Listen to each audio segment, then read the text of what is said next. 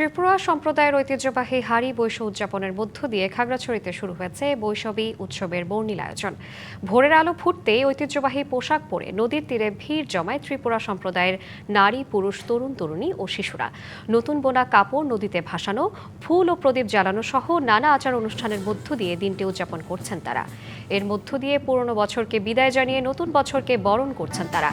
ত্রিপুরা সম্প্রদায়ের বৈশ উৎসব 3 দিন ব্যাপী। আজ হাড়ি বৈশ, কাল বৈশুমা এবং শেষ দিন বিশিকাতাল।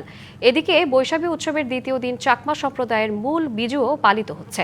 ঘরে ঘরে রান্না হচ্ছে ঐতিহ্যবাহী পাজন, ফিন্নি, পায়েস সহ নানা খাবার। আত্মীয় স্বজন ও প্রতিবেশীদের বাড়িতে গিয়ে ভাগাভাগি করা হচ্ছে উৎসবের আনন্দ।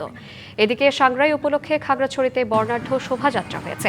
মারমা ঐক্য পরিষদের আয়োজনে এ শোভাযাত্রা শাপলা চত্বর থেকে শুরু হয়ে ইয়ংড বৌদ্ধ বিহার পর্যন্ত প্রদক্ষিণ করে। কাল সাংগ্রাই উৎসবে জলকেলিতে মেতে উঠবে মারমা জনগোষ্ঠী।